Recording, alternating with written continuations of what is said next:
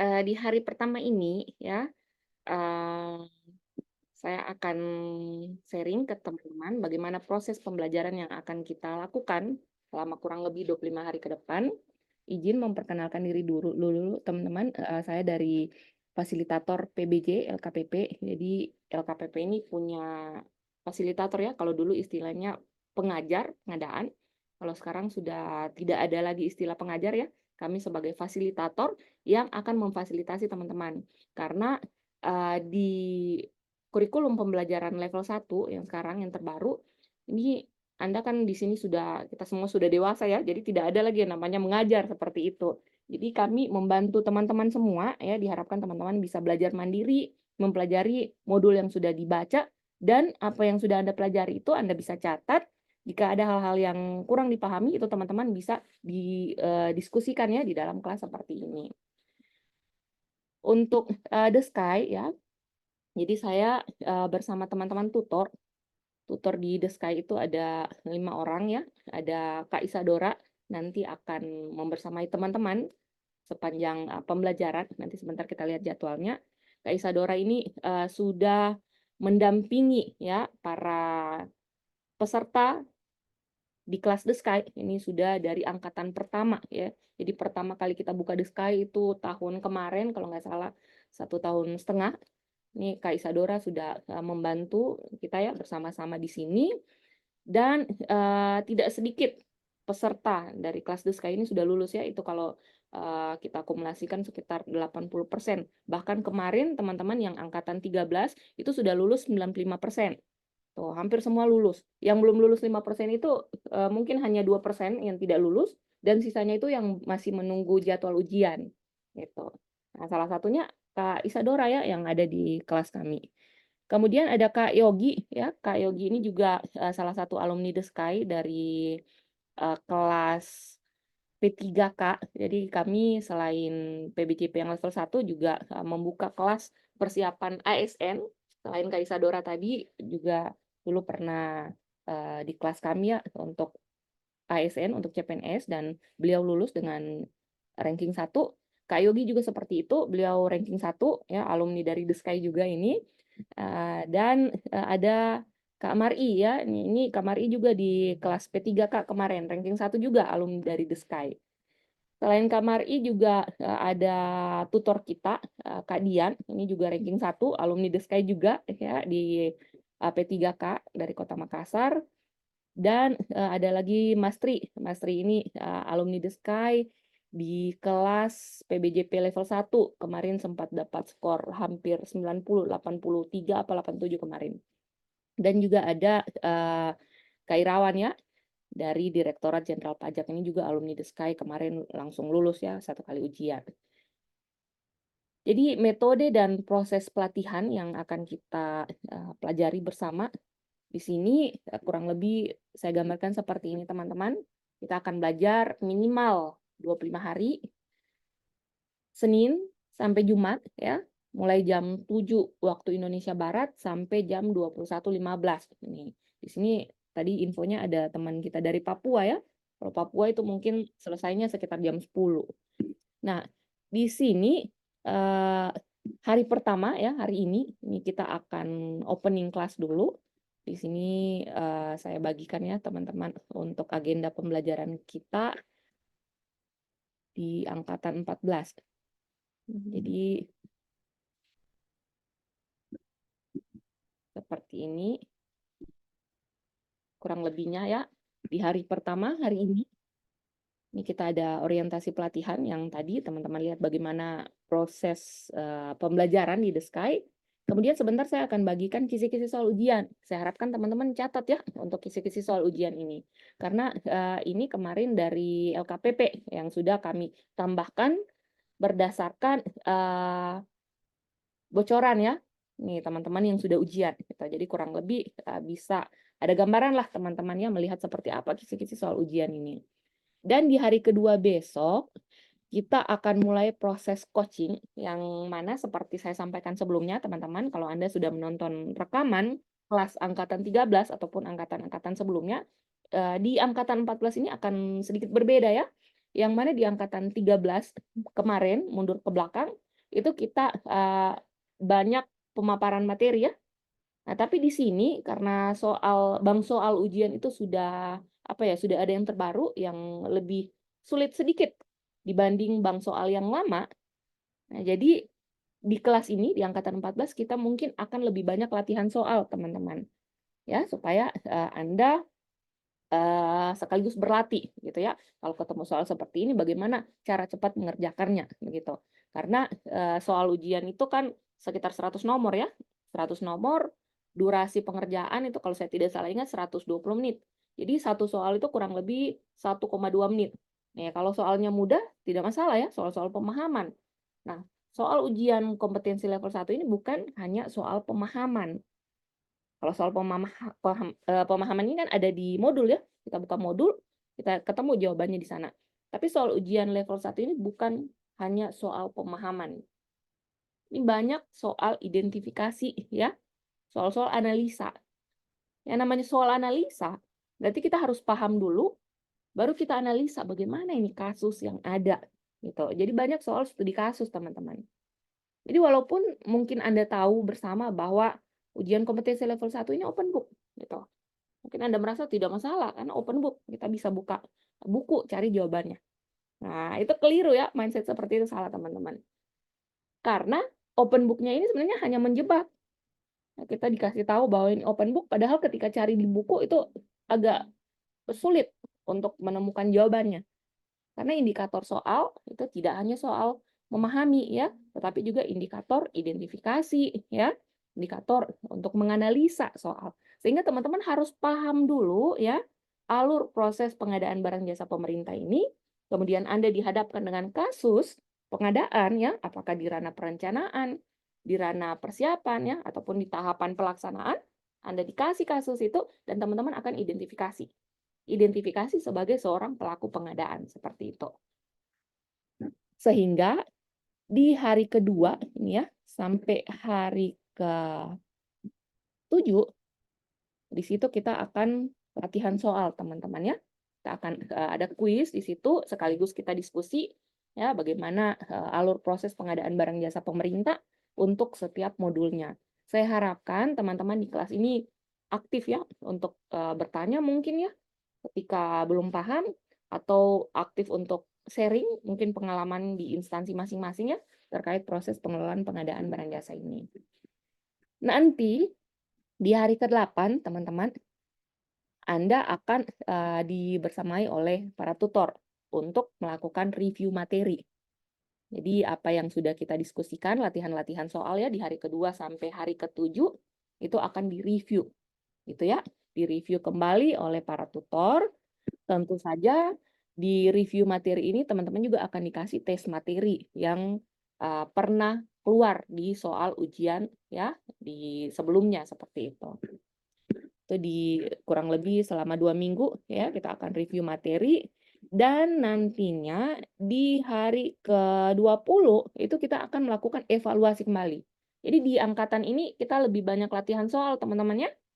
Nih latihan soal sekaligus pembahasan dan ketika teman-teman nanti mungkin ada yang mau ujian ya, misalnya 2 hari lagi ujian, teman-teman walaupun nanti kelasnya sudah berakhir, itu bisa kabarkan di grup, kita akan lakukan proses coachingnya, pendampingan, persiapan ujian. Seperti itulah proses pembelajaran yang kita lakukan di The Sky ini.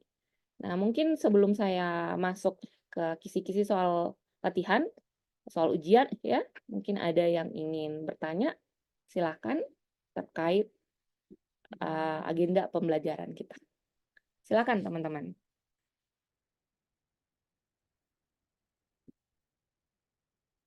Bagaimana? Apakah sudah cukup jelas? Bagaimana gambaran proses belajar yang akan kita lakukan selama 25 hari ke depan? Gimana? Kalau sudah jelas, mungkin bisa kasih feedback di kolom chat ya, bisa kasih jempol. Atau bisa open mic. Ada yang mungkin ingin memberi masukan ya? Bagaimana kira-kira? Sudah jelas. Jelas ya? Oke.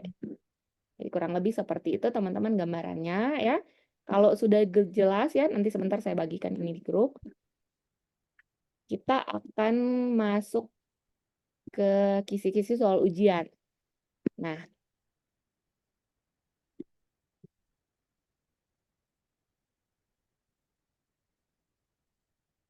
oke.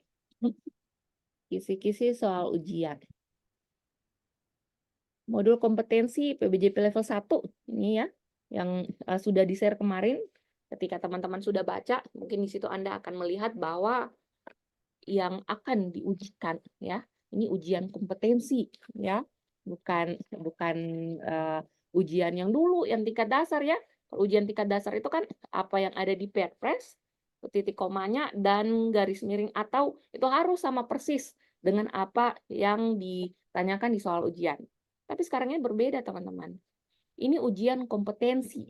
Berarti Anda ya akan diukur kompetensi Anda, gitu, kemampuan Anda ya dalam memahami dan juga mengidentifikasi alur proses pengadaan barang jasa pemerintah, kasus-kasus yang ada di dalam pengadaan barang jasa pemerintah. Jadi berbeda ya teman-teman.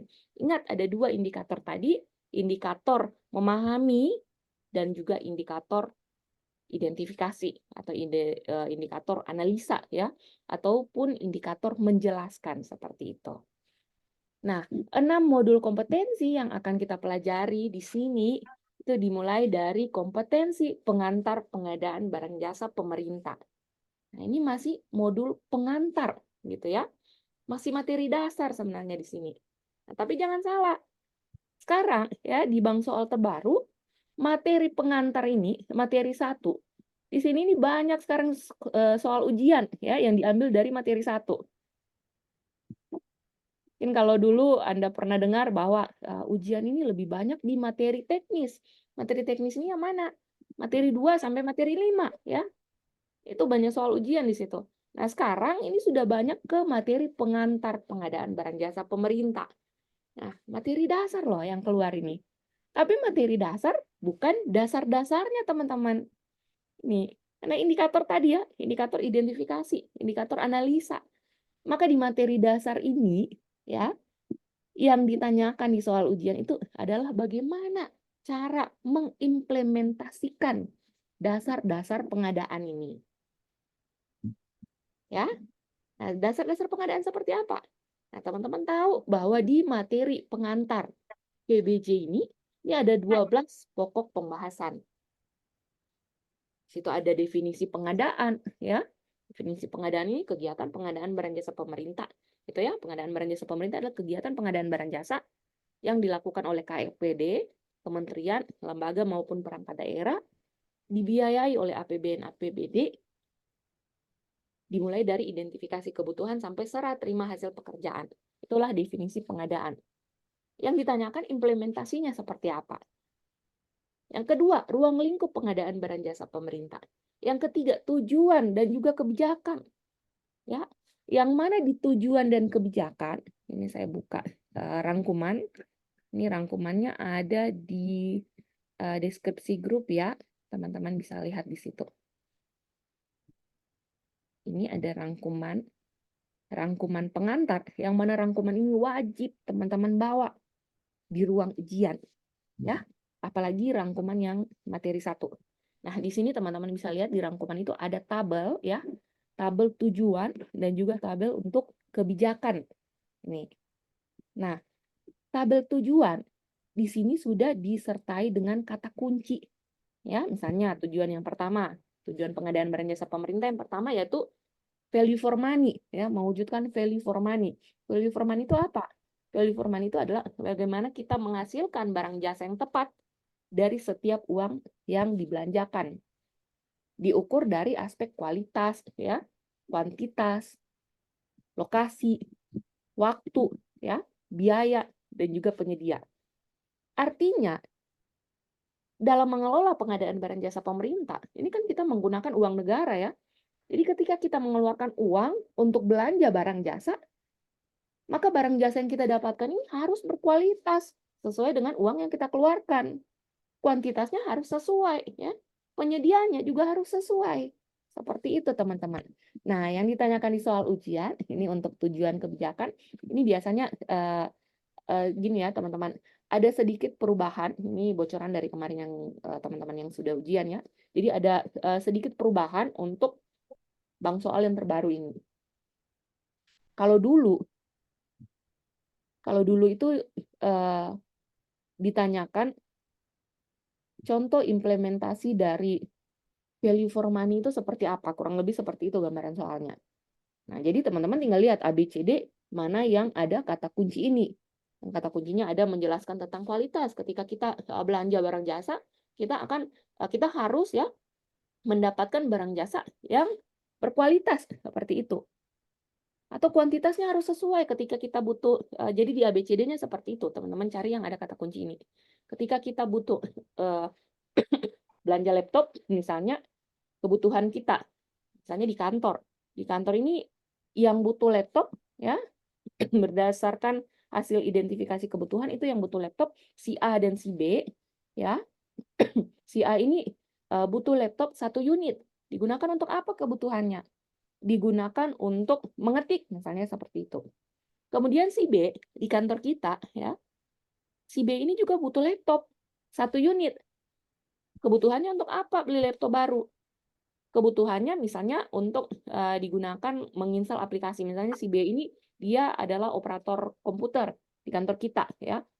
Ini admin begitu, admin komputer kantor kita. Dia butuh laptop yang bisa menginstal berbagai macam aplikasi. Ada aplikasi SIPD ya, ada SIMDA keuangan dan lain sebagainya. Gitu. Jadi kebutuhan yang berbeda, satu hanya butuh mengetik ya, satu butuh untuk menginstal aplikasi. Tentu saja laptop yang dibutuhkan itu spesifikasinya akan berbeda ya. Mungkin si B tadi ini karena kebutuhannya laptop untuk menginstal aplikasi, mungkin dia butuh laptop yang RAM-nya besar ya, bisa kapasitasnya bisa menyimpan berbagai macam aplikasi seperti itu. Beda halnya dengan si A tadi yang kebutuhannya hanya mengetik.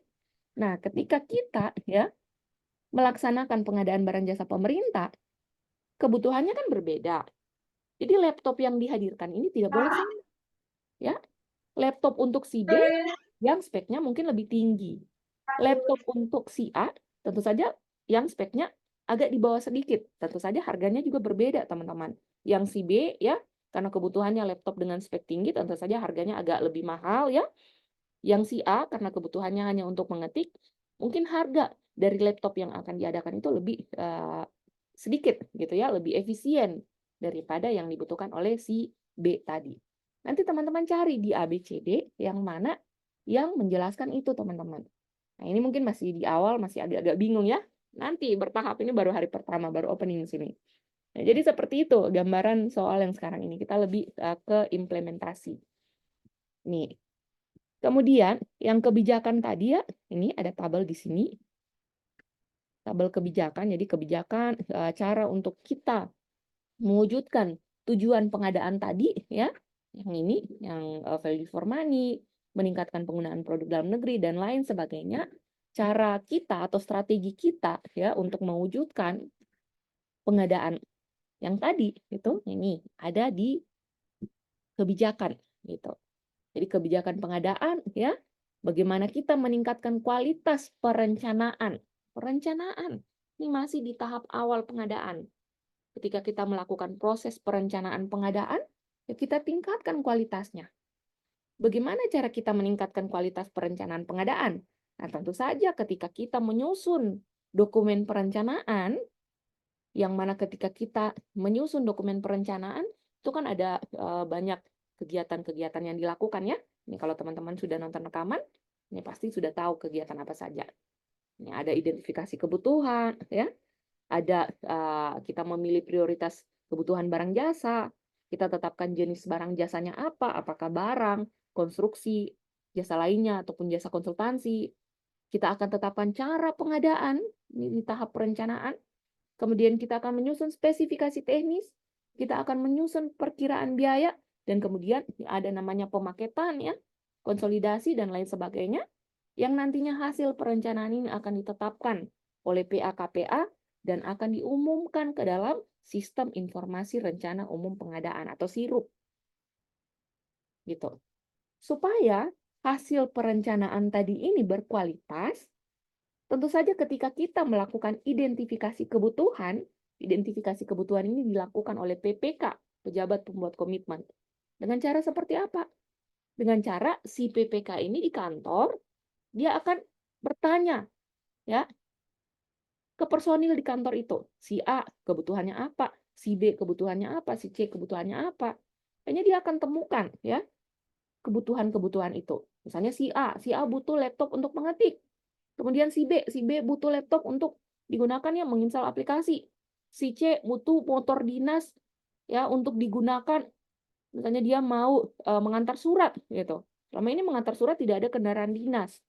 Si D, si D mungkin butuh mobil dinas ya, mobil operasional yang akan digunakan karena si D ini misalnya dia kepala bidang ya atau petugas lapangan, dia sering turun ke lokasi misalnya ya, lokasi proyek atau apa itu yang daerahnya mungkin terjal ya dan lain sebagainya, sehingga butuh mobil operasional yang sesuai dengan kondisi lapangan.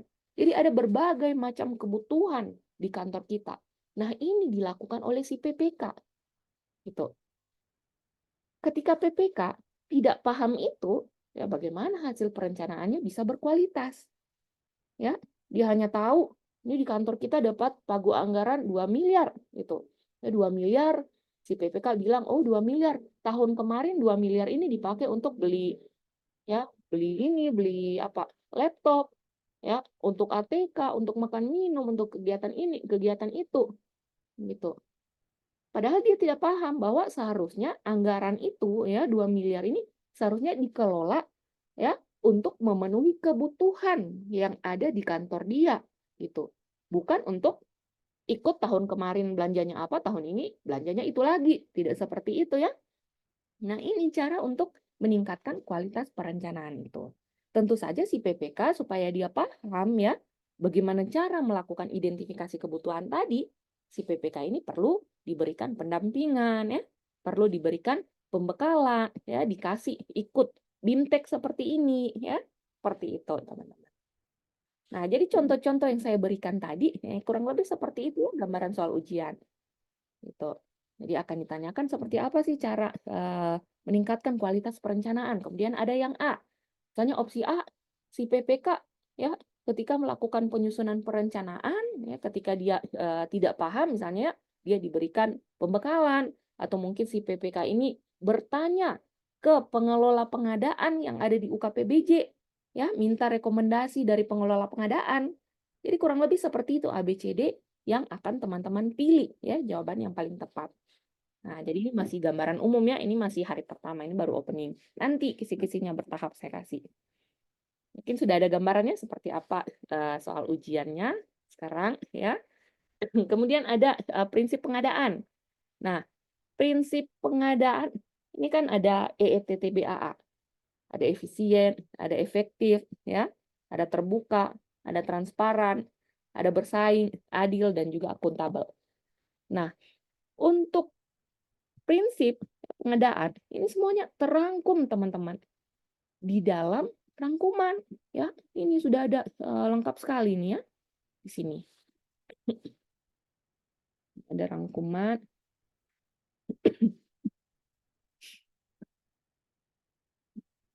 Bentar ini tampilan Zoom ini agak berbeda sekarang ini. Pokoknya sudah baru ya, saya agak bingung untuk rotate-nya yang mana ini. Bentar ini.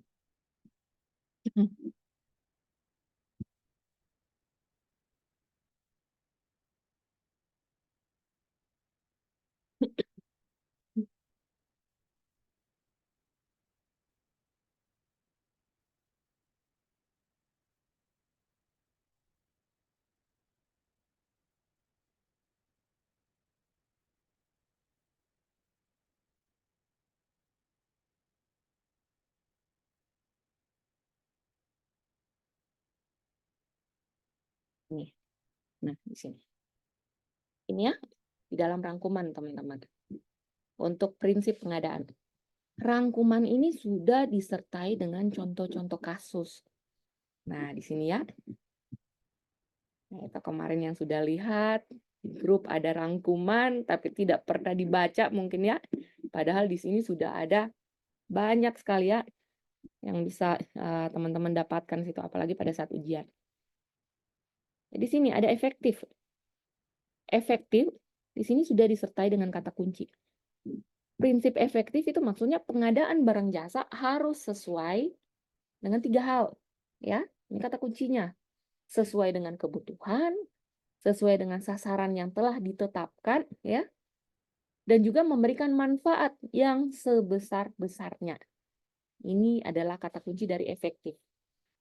Contoh implementasinya, ya, ini. Ini ada contoh, ya, contoh kasus ini. Suatu kecamatan di provinsi X. Jadi kalau teman-teman ketemu soal ujian, ini kalau ada tulisan di provinsi Jaya Raya, di provinsi apa gitu ya, cukup dibaca provinsi X saja. Nih, ya, dibaca seperti itu. Kenapa dibaca seperti itu? Karena kita ujian kan ada pakai durasi waktu ya. Kalau kita baca semua yang ada di dalam soal itu, ini kita bisa kehabisan waktu.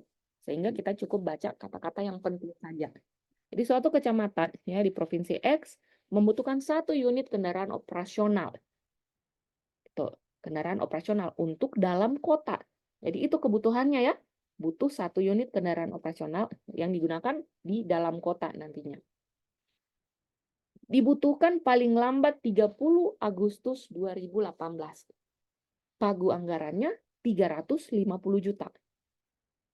Ada beberapa pilihan spesifikasi teknis, yaitu ada mobil MPV ya, dengan 1.300 sampai dengan 1.500 cc. Atau mobil MPV di atas 2.000 cc. Jadi ada berbagai pilihan ya. Nih, ada 2 lah minimal. Yang satu 1.300 sampai dengan 1.500 cc. Yang satu di atas 2.000 cc. Nah, kita lihat tadi kebutuhannya apa? Butuh kendaraan operasional untuk dalam kota. Kalau dalam kota, ya kita cukup ambil yang 1.300 sampai 1.500 cc saja kan, gitu. Jadi seperti itu teman-teman. Sehingga ketika ada soal ujian ya ditanyakan, ini yang prinsip efektif itu digambarkan ya atau mengimplementasikannya gitu ya. Seperti apa? Ya kurang lebih seperti itu. Nah, jadi kalau efektif, efektif kan kata kuncinya harus sesuai kebutuhan ya. Jadi teman-teman lihat di ABCD, kebutuhannya apa ya. Kemudian yang mana?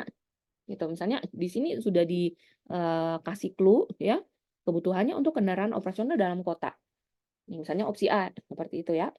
Nah, tapi di opsi A itu ternyata si PPK dia memilih ya, dia menyusun spesifikasi menggunakan yang 2000 cc tadi. Berarti itu sudah tidak efektif kan pengadaannya.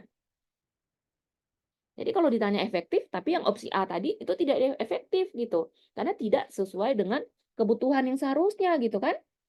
Kebutuhannya hanya dalam kota, tapi yang dipilih ngapain pilih yang spesifikasi tinggi gitu kan. Jadi seperti itu, jangan teman-teman pilih opsi itu. Di sini lagi ada contoh yang efisien. Nah, efisien, kata kuncinya apa? Teman-teman harus tahu itu. Jadi efisien ini pengadaan barang jasa harus diusahakan ya dengan menggunakan dana daya yang minimum untuk mencapai kualitas atau sasaran waktu yang ditetapkan atau menggunakan dana yang telah ditetapkan untuk mencapai hasil dan sasaran dengan kualitas yang maksimum. Gitu. Jadi efisien, berarti kita harus berhemat di sini kan? Nah, contoh kasusnya seperti ini. Di kecamatan ya provinsi X butuh 1 kendaraan operasional dalam kota. Dibutuhkan paling lama 30 Agustus 2018, pagu anggaran 350 juta. Ada beberapa metode pemilihan yang akan digunakan. Ada e-purchasing, yaitu pembelian melalui katalog elektronik. Ada tender cepat ya dan juga tender.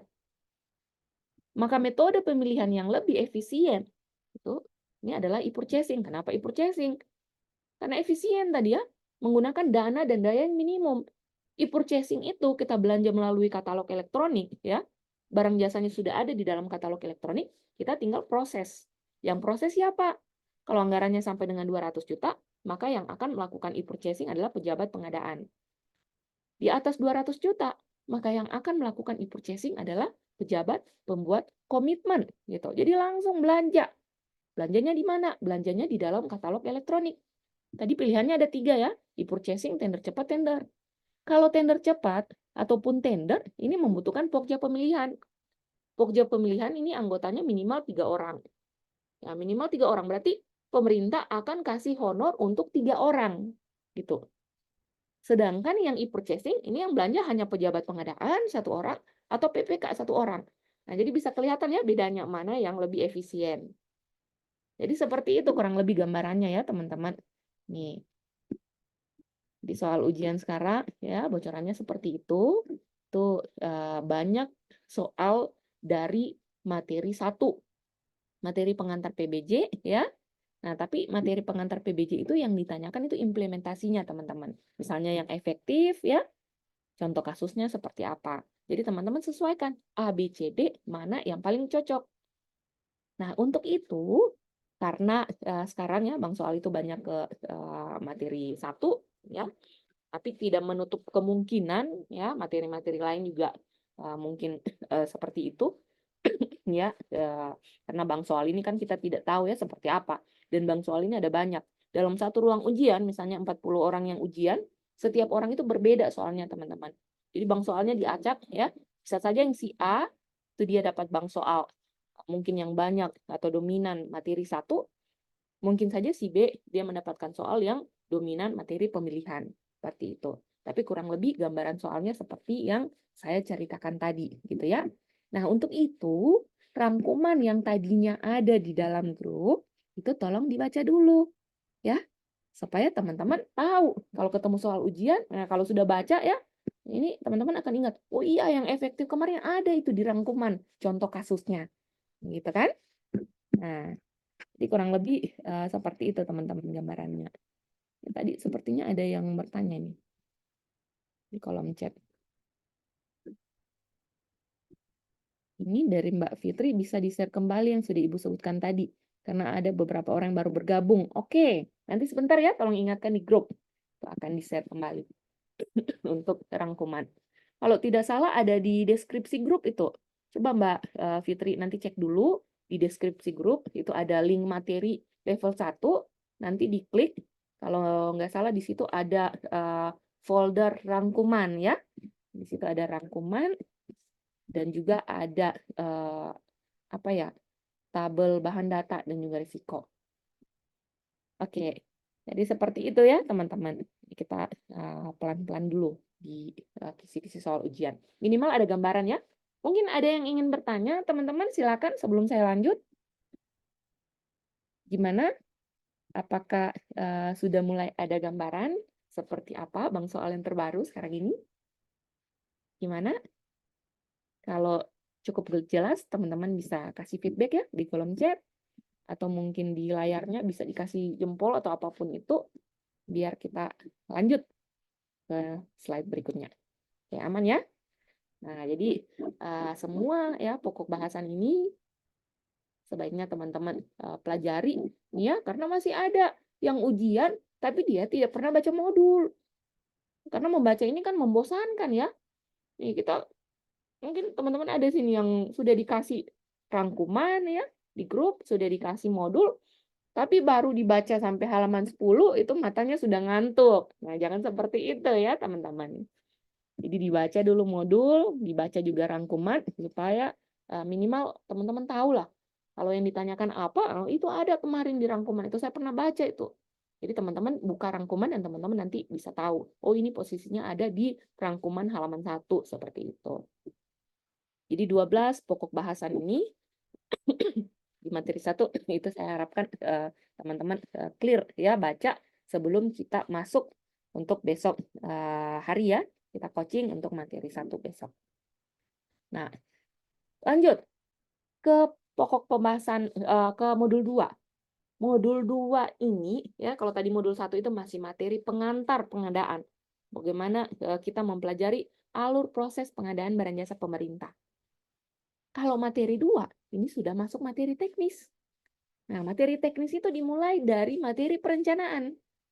Karena tahap perencanaan ini, ya, perencanaan ini adalah tahap pertama yang dilakukan dalam proses pengadaan barang jasa pemerintah. Di tahapan perencanaan, apa saja kegiatan yang dilakukan? Nah, ini dia ya, di pokok pembahasan yang akan dipelajari di materi perencanaan. Dimulai dari identifikasi kebutuhan ya, atau review kebutuhan. Nih, teman-teman saya harapkan nonton rekaman kelas sebelumnya ya, minimal ada gambaran bagaimana apa yang dilakukan di tahapan perencanaan ini, sehingga nanti kalau teman-teman tidak paham, besok ya, lusa ya, ketika kita coaching untuk materi perencanaan, ya teman-teman bisa aktif berdiskusi, bisa aktif bertanya di situ. Nah, di materi perencanaan ini ya, tahap perencanaan, setelah melakukan identifikasi kebutuhan, ada banyak rangkaian kegiatannya ya. Pejabat pembuat komitmen juga akan menyusun spesifikasi teknis ataupun kerangka acuan kerja. Akan menyusun perkiraan harga ya. Yang mana perkiraan harga itu ada dua dalam pengadaan. Ada yang namanya RAB, rencana anggaran biaya, yang disusun di tahap perencanaan. Ada namanya HPS, harga perkiraan sendiri, ya, yang ditetapkan di tahapan persiapan. Gitu. Jadi beda tahap ya. Di tahap perencanaan RAB, tahap persiapan itu adalah HPS. Nah, ini yang teman-teman pelajari di materi perencanaan. Kemudian ada pokok bahasan ya, seperti strategi pengadaan, bagaimana pemaketan ya, cara pengadaan, dan lain sebagainya. Gitu. Di materi pemilihan penyedia. Nah, pemilihan penyedia ini kita bergeser lagi ya tahapannya.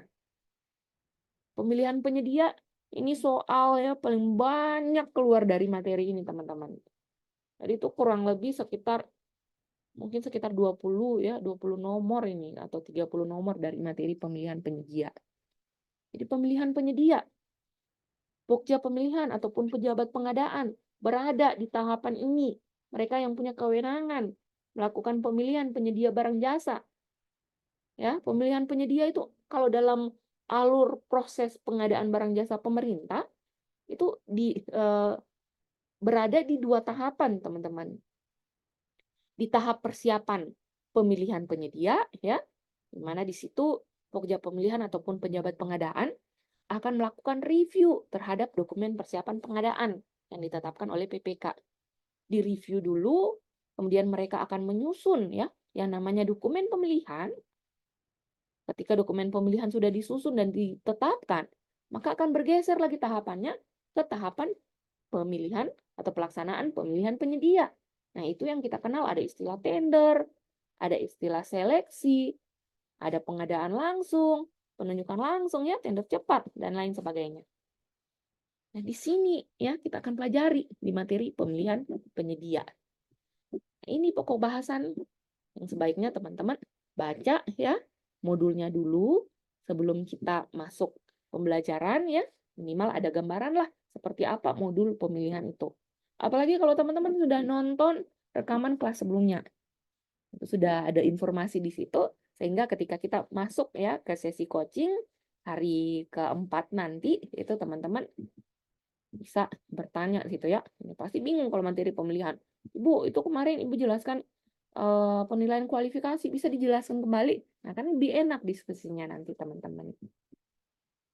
Kemudian ada materi kontrak. Nah, materi kontrak ini kalau hierarkinya ya, dia posisinya kedua dari materi pemilihan. Ini lumayan banyak juga soal dari materi kontrak ya. Di sini. Ini bagaimana cara merumuskan kontrak ya, dan bagaimana cara melakukan pengendalian kontrak. Nanti kita akan bahas bertahap ke depannya. Kemudian materi swakelola. Nah, materi swakelola ini materi yang tipis ya, materi tidak banyak modulnya itu saya lihat. Tapi soal ujiannya ini paling sulit sih menurut saya. Ya, paling sulit setelah pemilihan mungkin seperti itu. Kenapa? Karena soal-soal swakelola itu kebanyakan soal identifikasi. Jadi kita ada kasus ya. Ini paling banyak soal swakelola itu soal studi kasus, teman-teman. Jadi ada kasus yang mana kasusnya itu dinarasikan gitu ya, soal cerita, tapi lumayan panjang soal ceritanya. Jadi akan diceritakan ini ada di Kementerian X gitu ya, kerjasama dengan badan apa gitu. badan atau perkumpulan apa begitu. Nah, kemudian Anda akan diminta untuk mengidentifikasi tim penyelenggara swakelolanya siapa saja. Nah, tentu saja teman-teman akan ya mengidentifikasi ya. Nih, tim penyelenggara swakelola itu terdiri dari tim persiapan, terdiri dari tim pelaksana, terdiri dari tim pengawas. Nah, karena tadi di soal ya, misalnya disebutkan Kementerian Pendidikan akan melakukan swakelola pengadaan buku ya, pengadaan penyusunan buku misalnya seperti itu kerjasama dengan universitas misalnya Universitas Gadjah Mada gitu. Nah, Anda akan ditanyakan siapa yang jadi tim persiapan, siapa yang jadi tim pelaksana, siapa yang jadi tim pengawas. Seperti itu soal ujiannya. Nah, jadi teman-teman akan identifikasi pengguna anggarannya ya atau penanggung jawab anggarannya adalah Kementerian Pendidikan, pelaksananya adalah Universitas Gadjah Mada ya. Nah, berarti itu diidentifikasi swakelola tipe berapa. Nah, karena Kementerian Pendidikan membawahi universitas negeri, berarti swakelolanya tipe 1, teman-teman. Gitu ya. Swakelola tipe 1, maka tipe 1 itu tim persiapan, tim pelaksana, tim pengawas itu berasal ya dari KLPD tersebut gitu. Nah, itu yang akan teman-teman pilih di ABCD. Nanti ya kita akan ketemu soal-soal seperti apa ya contoh soal dari swakelola ini. Kemudian materi SCM. Kalau materi SCM ini mah hanya mungkin sekitar 3 atau 5 nomor ya yang keluar di ujian. Nanti juga akan ada kisi-kisinya sini ya. Nah, di sini prediksi komposisi soal ujian yang selama ini keluar ya. Nih gambarannya seperti ini, teman-teman. Untuk materi pengantar PBJ itu sering kali keluar 1 nomor. Ini masih soal pemahaman ya. Soal pemahaman berarti apa yang ada di modul itu yang akan ditanyakan. Kemudian ada ruang lingkup pengadaan. Ruang lingkup pengadaan ini 1 soal. Untuk tujuan kebijakan ini masing-masing kurang lebih ya 2 soal ya teman-teman. Dan soal untuk tujuan kebijakan ini kalau yang saya dengar ya, karena saya nggak lihat ya kan. Jadi yang saya dengar infonya untuk tujuan kebijakan ini lebih ke kasus teman-teman. Implementasi seperti yang tadi saya jelaskan di awal. Untuk itu ya, ini clue-nya teman-teman. Kalau besok Anda ketemu soal ujian yang ditanyakan tentang tujuan pengadaan atau kebijakan pengadaan, terus saya sarankan teman-teman buka rangkuman yang ada tabel tadi, di situ sudah ada kata kunci. Nanti teman-teman cari A, B, C, D sesuai kata kunci itu. Misalnya tadi yang ditanyakan adalah value for money, implementasinya bagaimana? Tadi ada kata kuncinya ya, ada kualitas, ada kuantitas ya, ada lokasi, ada biaya, ya, ada waktu, ada juga penyedia. Nah, itu kata kuncinya. Jadi cari A, B, C, D mana yang menyinggung ya tadi kata kunci tadi itu yang ada disebutkan bahwa oh ini yang opsi A misalnya kualitas ya sesuai dengan kebutuhan seperti itu. Kebijakan juga seperti itu teman-teman. Kemudian prinsip. Nah, prinsip pengadaan ini seperti yang saya jelaskan tadi. Jadi walaupun prinsip kalau mungkin dulu teman-teman pernah ujian ya sebelumnya, ini kalau soal tentang prinsip pengadaan itu biasanya hanya membedakan ya yang terbuka seperti apa dan transparan seperti apa, efektif seperti apa ya, efisien seperti apa. Kalau sekarang agak berbeda sedikit, yang mana soal ujiannya itu kurang lebih seperti yang saya ceritakan tadi, ya, lebih ke implementasi gitu. Kemudian ada etika pengadaan. Etika pengadaan ini kalau yang sering keluar sih, yang pertentangan kepentingan ya, konflik of interest, contoh-contoh kasusnya seperti apa. Itu yang ditanyakan pada saat ujian. Kemudian aspek hukum. Aspek hukum dalam pengadaan barang jasa ini tidak sulit, teman-teman. Yang mana aspek hukum dalam pengadaan itu kan ada 3, ya. Ada 4 ya. Ada yang hukum administrasi. Hukum administrasi ini kalau dari tahapan pengadaan itu mulai tahap perencanaan ya sampai dengan tahapan pemilihan penyedia, mana penetapan pemenang itu ketika ada temuan-temuan di situ, misalnya temuan administrasi, itu biasanya diminta untuk memperbaiki ya, seperti itu. Tapi kalau sudah ranah kontrak, Anda ketemu soal ujian yang kata kuncinya itu menyebutkan tentang kontrak atau sengketa, maka itu sudah masuk ke kasus perdata, teman-teman. Wilayah hukum perdata. Nah, sedangkan pidana itu ketika ya di tahapan awal, tahapan perencanaan sampai tahapan akhir terjadi suap, ya, terjadi kolusi, KKN. Jadi kalau ada kata kunci itu, maka masuknya ke wilayah hukum pidana. Dan wilayah hukum persekongkolan, ya, persaingan usaha, itu ketika ada kata kunci ya di dalam kasus yang disajikan itu biasanya menyebutkan kata persekongkolan. Gitu ya, maka itu masuk ke wilayah hukum persaingan usaha, teman-teman. Nanti ya ke depannya kita akan masuk ke contoh-contoh soal. Ini masih awal ini, masih hari pertama ini.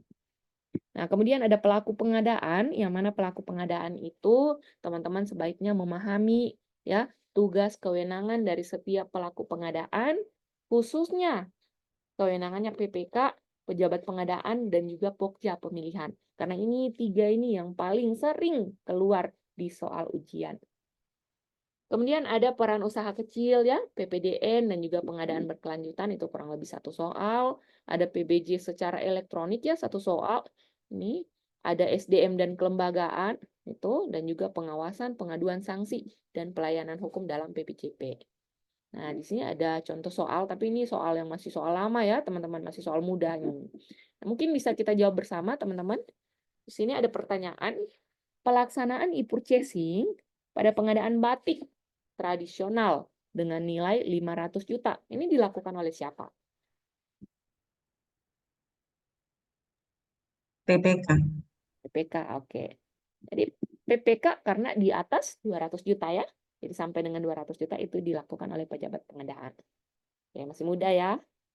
Nah, kemudian kisi-kisi untuk soal perencanaan. Nah, di soal perencanaan itu, kalau teman-teman sudah baca modulnya, ya, modul perencanaan itu kalau saya lihat lumayan detail ya penjelasannya untuk setiap kegiatan yang dilakukan di tahap perencanaan. Tuh, kalau ada di modul itu tahapan kegiatan identifikasi kebutuhan, maka di dalam modul itu akan dibagi identifikasi kebutuhan barang, apa saja yang dilakukan. Identifikasi kebutuhan yang untuk konstruksi, ya, untuk jasa konsultansi, jasa lainnya seperti apa. Nah, itu teman-teman pelajari ya, karena itu sering ditanyakan di soal ujian. Itu masih soal pemahaman, jawabannya ada di modul. Kalau teman-teman sudah download modul yang ada di deskripsi grup itu, kalau teman-teman buka itu mungkin teman-teman sudah teman-teman akan lihat ya, ada banyak yang saya stabilo di situ. Itu adalah soal-soal yang pernah keluar teman-teman. Jadi jangan lupa di-download ya materinya, itu ada link materi level 1. Teman-teman lihat modulnya itu banyak sekali yang sudah saya kasih kuning-kuning. Jadi kalau Anda sudah memprint out ya modul dari sekarang itu atau teman-teman mungkin saat ini uh, mengikuti BIMTEK ya. Itu biasanya kan dari lembaga itu kan dikasih materi kan. Kalau saran saya lebih baik teman-teman print out materi yang dibagikan di The Sky. Karena itu sudah banyak bocorannya di situ, sudah dikasih kuning-kuning. Ini rahasia kita ya di kelas ini. Nah, jadi lebih mudah teman-teman untuk menemukan jawaban di situ. Kemudian untuk review tadi ya, identifikasi ataupun review itu ada kurang lebih 3 soal. Untuk penyusunan spektek ataupun KAK itu ada kurang lebih 4-5 soal di sini teman-teman. Dan ini jelas sekali di dalam modul ya diuraikan seperti apa ya caranya gitu, prosedur ya yang dilakukan dalam penyusunan spesifikasi teknis ini. Di spesifikasi teknis juga ada komponen minimal ya. 4 komponen minimal dalam menyusun spektek itu sering kali ditanyakan di soal ujian. Nah, jangan lupa dicatat ini ya, bocoran-bocorannya. Lanjut untuk perkiraan harga. Perkiraan harga ini kurang lebih 4-6 soal yang keluar dari sini, teman-teman. Ada yang RAB, ya, bagaimana cara menyusun RAB itu, tahapan-tahapannya itu pernah keluar di soal ujian. Kemudian yang HPS, ada ketentuan HPS itu pernah ditanyakan ya. Di situ itu teman-teman bisa pelajari.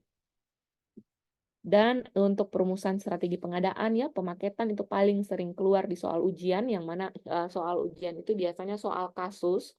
Ini ada Anda akan disajikan dengan paket-paket pengadaan ya. Misalnya di soal itu disebutkan di apa kementerian atau apa seperti itu. Terdapat paket pekerjaan ya, yang A itu ada pekerjaan pembangunan laboratorium seperti itu. Kemudian yang B itu ada alat-alat laboratorium, anggarannya sekian.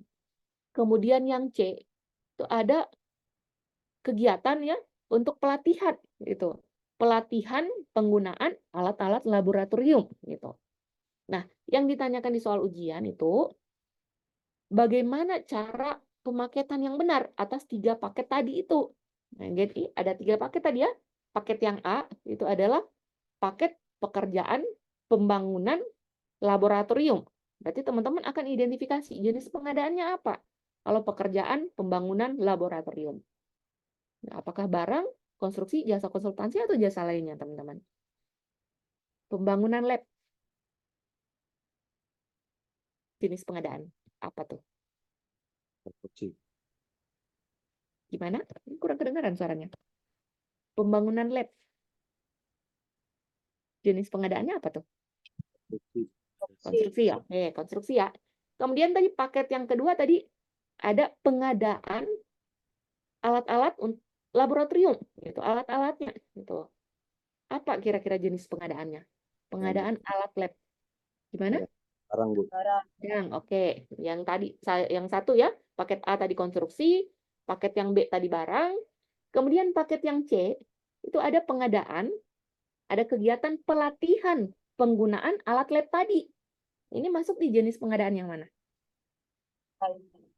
Jasa lainnya, oke. Jadi ada 3 pengadaan yang jenisnya berbeda. Maka cara pemaketan untuk 3 paket itu tidak bisa disatukan, teman-teman. Karena dalam aturan pemaketan itu dilarang ya menyatukan paket pengadaan yang berbeda jenis, gitu ya. Kecuali ketika pekerjaan itu terintegrasi satu sama lain. Nah, sehingga ketika tadi ditanyakan untuk paket-paket tersebut bagaimana cara pemaketannya? Maka teman-teman pilih yang A, B, C, D yang menyebutkan bahwa paket pengadaan itu ya pemaketannya sudah benar dibagi dalam 3 paket ya, karena tidak bisa disatukan kan, beda jenisnya gitu. Jadi teman-teman pilih opsi yang menyebutkan bahwa pemaketan itu sudah benar ya, seharusnya memang ada 3 paket gitu karena berbeda jenis. Jadi tidak bisa disatukan satu sama lain seperti itu, teman-teman. Itu sering kali keluar soal itu ya, teman-teman. Dengan nama paket yang berbeda tentu saja ya. Nah, kemudian ada perumusan organisasi pengadaan. Kalau sekarang sepertinya sudah jarang ya keluar soal untuk organisasi pengadaan ini. Nah, di sini ada contoh soal. Ini contoh soalnya masih mudah di sini ya, masih bang soal lama ini.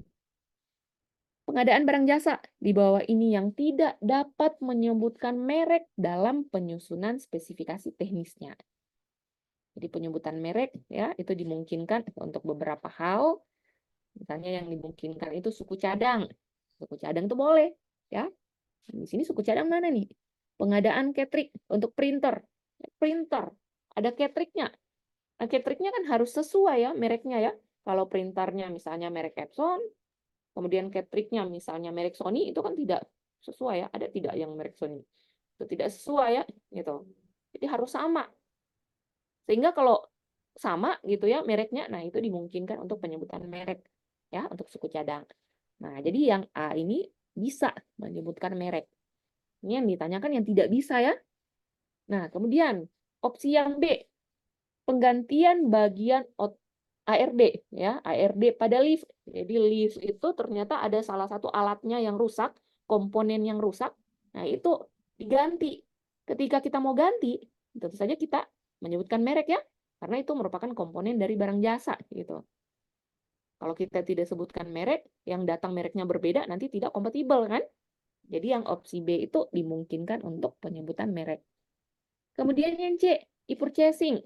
E-purchasing itu bisa ya dimungkinkan untuk menyebutkan merek karena barang jasanya sudah ada di dalam katalog elektronik. Jadi kalau mau beli laptop, laptopnya ada di dalam katalog elektronik, silakan sebutkan merek. Itu dibolehkan, teman-teman. Berbeda halnya dengan yang opsi D. Opsi D, pengadaan kendaraan dinas melalui tender. Tender itu tidak menyebutkan merek, teman-teman. Ya. Nah, ini ada di dalam modul. Teman-teman cari itu di modul perencanaan. Tuh, ya, yang boleh, yang dimungkinkan untuk penyebutan merek. Teman-teman cari.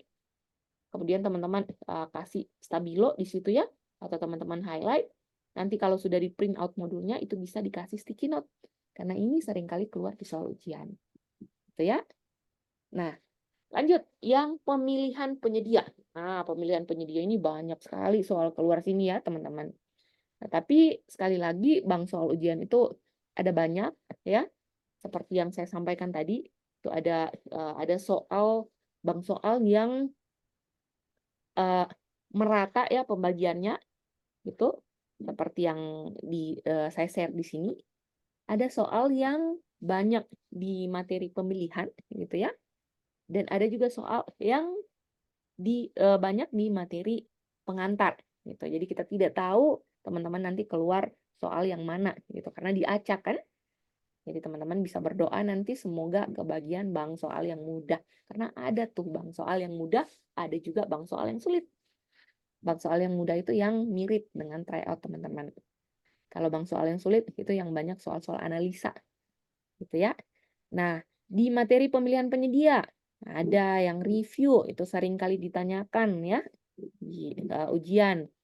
Kemudian yang paling banyak itu di pokok pembahasan penyusunan dan juga penjelasan dokumen pemilihan gitu. Ada yang penetapan metode-metode itu ya, metode pemilihan, metode kualifikasi, metode evaluasi penawaran ya, dan juga metode penyampaian dokumen penawaran. Itu banyak sekali soal keluar di situ. Jadi Anda dikasih paket gitu ya, dikasih nama paket pengadaan, kemudian teman-teman diminta untuk mengidentifikasi. Untuk paket pengadaan di soal ini, itu yang paling tepat menggunakan metode kualifikasi yang mana. Jadi seperti itu gambaran soalnya. Nah, nanti ya ke depannya ini pada saat kita belajar, saya akan kasih kata kunci ya, bagaimana supaya teman-teman mudah untuk mengidentifikasi metode-metode dalam tahapan penyusunan dokumen pemilihan ini. Untuk itu saya harapkan teman-teman bisa hadir ya selama pembelajaran ini, supaya Anda tidak terlewatkan ya informasi yang penting yang akan saya bagikan di kelas ini. Kemudian ada penyusunan daftar penyedia ya, negosiasi juga seringkali keluar di soal ujian, dan juga ada PBJP dengan persyaratan khusus ataupun spesifik. Nah, soal ujiannya ya ini masih soal mudah sekali lagi karena kisi-kisinya ini masih yang lama ya untuk contoh-contoh soalnya. Di sini ada soal Pokmil melakukan review dokumen persiapan dan ditemukan bahwa barang yang dibutuhkan oleh PPK berdasarkan spesifikasi teknis yang telah disusun, ternyata sudah tidak diproduksi lagi di pasaran. Terhadap hal tersebut, tindakan apa yang harus dilakukan oleh Pokja pemilihan tersebut? Yang mana kira-kira teman-teman? Kalau kejadian kasus seperti ini, ya Pokjanya review, ternyata spek-tek dari barang yang dibutuhkan oleh PPK itu sudah discontinue. Apa kira-kira? Apakah Pokja akan melanjutkan ya proses pemilihan penyedianya, ataukah si Pokja ini memerintahkan PPK untuk melakukan perubahan? Memerintahkan PPK untuk melakukan perubahan. Nah, ini Pokja ya, dan juga PPK. PPK ini bukan anak buahnya dari Pokja. Ya. Jadi, Pokja tidak bisa memerintah PPK ya, teman-teman ya. Sehingga yang opsi A ini salah. Kemudian yang B. Mengusulkan kepada PPK untuk melakukan perubahan. Nih, yang perlu dirubah ini apa? Spesifikasi teknis. Karena sudah discontinue ya, sudah tidak tersedia di pasar. Sehingga perlu dirubah. Siapa yang bisa merubah? Tentu saja PPK. Ya, bukan Pokja. Pokja tidak punya kewenangan untuk merubah spesifikasi teknis. Karena spesifikasi teknis ini merupakan produknya si PPK gitu. PPK yang punya kewenangan dalam menetapkan spesifikasi teknis gitu ya. Jadi yang bisa merubah spek tek itu adalah si PPK. Nah, si Pokja ya karena tidak bisa dia mau lakukan tender kalau barangnya tidak ada di pasar kan? Untuk apa tender? Barangnya sudah tidak tersedia gitu kan? Nah, jadi dia akan mengusulkan ya kepada si PPK untuk melakukan perubahan terhadap spesifikasi teknis itu. Jadi jawabannya yang B ya. Kalau yang C, mengubah spek produk tanpa persetujuan PPK itu tidak bisa, bukan kewenangan dari Pokmil. Dan yang D, melaporkan kepada PAKPA. Tidak perlu sampai begitu ya, teman-teman. Ini adalah contoh-contoh soal yang dulu pernah keluar. Tetapi kalau besok mungkin saja ada keluar ya, mungkin saja sudah berbeda. Karena sekarang bank soalnya saya lihat lebih sulit ketimbang bank soal yang lama. Kemudian untuk materi pengelolaan kontrak. Tadi teman-teman lihat ya bagaimana cara merumuskan kontrak, bagaimana cara mengendalikan kontrak ya. Itu yang paling penting di materi pengelolaan kontrak ini. Maka soal yang keluar itu ya kurang lebih sama yang dengan yang ada di dalam pokok pembahasan itu ya teman-teman. Apalagi yang untuk pengendalian kontrak. Tuh kontrak kritis ya. Kontrak kritis itu sering kali keluar di soal ujian. Teman-teman bisa nonton dulu rekaman ya kelas sebelumnya sebelum Anda masuk ke ini ya, ke ujian gitu. Kemudian untuk ini contoh dari materi pengelolaan kontrak. Di sini ada soal. Pada tender pekerjaan konstruksi dengan nilai pagu anggaran 11 miliar, pagunya 11 miliar, HPS-nya 10 miliar. CVX merupakan penawar terendah dengan nilai penawaran terkoreksi 9 miliar. Ini soal kasus ya. Nah, ternyata si CVX tadi itu yang penawar terendah, dia ditunjuk sebagai penyedia gitu. Jadi dia ditetapkan sebagai pemenang dan dia akan berkontrak. Yang ditanyakan sini nilai jaminan pelaksanaan yang harus diserahkan oleh CVX tersebut berapa? Nah, di materi kontrak itu ada jaminan ya teman-teman, ada jaminan-jaminan, ada jaminan pemeliharaan, ada jaminan penawaran, ada jaminan pelaksanaan dan lain sebagainya. Sehingga untuk jaminan-jaminan itu ya di dalam modulnya ketika teman-teman sudah print out, itu teman-teman bisa kasih sticky notes itu ya untuk nilai dari jaminan-jaminan. Misalnya ini yang ditanyakan jaminan pelaksanaan ini soal sering keluar ya teman-teman. Biasanya di soal aslinya panjang gitu. Jadi hampir setengah lembar ya kalau ada kertas HVS itu hampir setengah lembar soalnya. Kalau ini agak pendek ya. Biasanya di soal asli itu panjang. Nah, jadi kita lihat jaminan pelaksanaan. Jaminan pelaksanaan itu besarnya 5%. 5% dari dua hal ya. 5% dari nilai kontrak atau nilai penawaran terkoreksi apabila penawaran tersebut wajar, teman-teman. Dan 5% dari nilai HPS ketika penawaran itu tidak wajar. Penawaran wajar maksudnya penawaran yang nilainya 80% HPS ke atas. Sedangkan penawaran yang tidak wajar adalah penawaran yang nilainya di bawah 80% HPS. Sehingga untuk soal ini, teman-teman perlu menentukan terlebih dahulu ini penawarannya wajar atau tidak. Dengan cara apa? Dengan cara kita lihat nilai penawarannya berapa, HPS-nya berapa. Itu cara untuk menentukan penawaran wajar atau tidak. Nah, kita lihat sini teman-teman. HPS-nya 10 miliar, penawarannya 9 miliar. Tadi dikatakan bahwa penawaran tidak wajar adalah penawaran yang nilainya di bawah 80% HPS. Kalau HPS-nya 10 miliar, berarti 9 miliar ini wajar atau tidak, teman-teman? Wajar atau tidak kira-kira? Wajar. Wajar ya? Wajar. Nah, wajar karena di atas 80% HPS ya. Jadi wajar.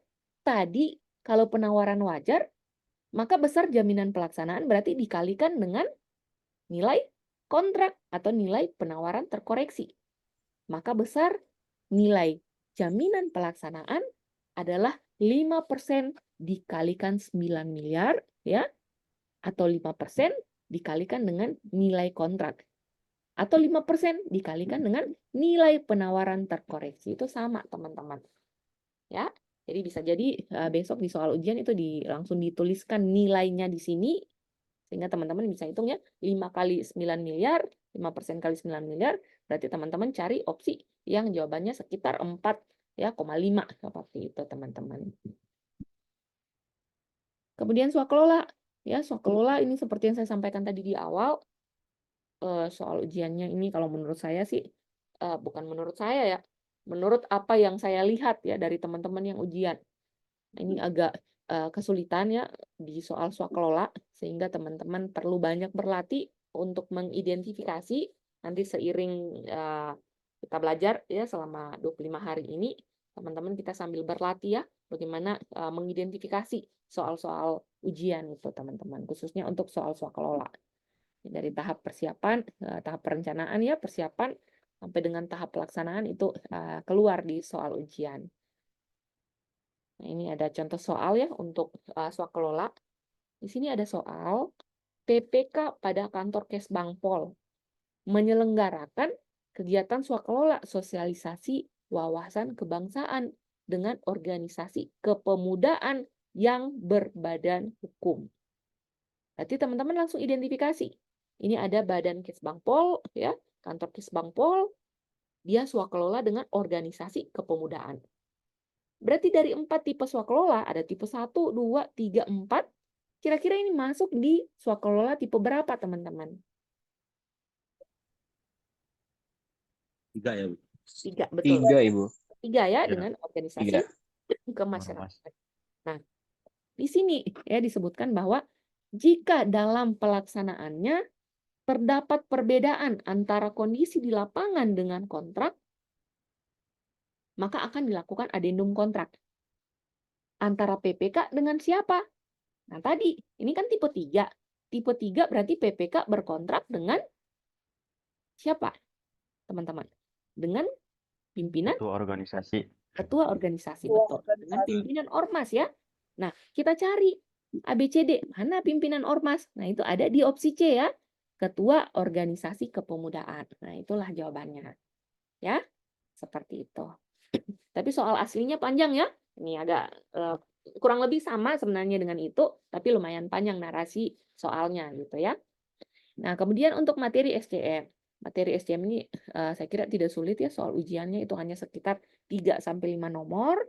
Nah, tapi yang bikin pusing di SCM ini adalah istilah-istilah gitu ya. Karena di materinya kan banyak menggunakan istilah-istilah asing ya. Gitu. Sehingga teman-teman bisa kasih sticky note kalau untuk materi pengantar SCM itu, karena soal ujiannya bisa kita open book ya. Banyak soal pemahaman di sini. Jarang sekali soal identifikasi. Nah, ini contoh dari soal pengantar SCM. Salah satu tugas PPK adalah melakukan pengendalian kontrak sebagai upaya dalam menjamin mutu pekerjaan. Tugas PPK tersebut merupakan gambaran penerapan dari siklus manajemen rantai pasok yang mana. Jadi rantai pasok itu siklusnya ada 4, teman-teman. Ada tahap perencanaan atau plan, ada tahap pencarian pasokan dan juga proses pengadaan atau pembelian, itu kita kenal dengan istilah sourcing. Kemudian ada tahapan produksi ya atau make, dan ada tahapan pengiriman gitu. Ketika sudah diproduksi akan dikirim, akan didistribusikan, akan diserah terimakan. Itu kita kenal dengan istilah deliver. Nah, yang ditanyakan di sini adalah tahap kontrak. Maka tahap kontrak itu ya, kontrak ini kan membuat berarti ya, kita berkontrak berarti ada sesuatu ya, barang jasa itu akan dihasilkan, akan diproduksi seperti itu, teman-teman. Nah, sehingga di sini ini ya, kalau siklus manajemen rantai pasoknya itu ada di tahapan make ya, atau tahapan pembuatan atau tahapan produksi seperti itu. Kemudian di soal ujian itu ya ada soal bahan data dan juga resiko ya, itu kurang lebih 2-3 nomor, teman-teman. Yang mana di deskripsi grup itu sudah ada tabel resiko ya, dan juga tabel bahan data di situ. Nah, ini. Jadi besok kalau teman-teman ketemu soal resiko, soal bahan data, ini kita sudah sediakan tabelnya di sini. Teman-teman tinggal cari ya. Ini jawabannya. Ini lebih mudah seperti itu. Nah,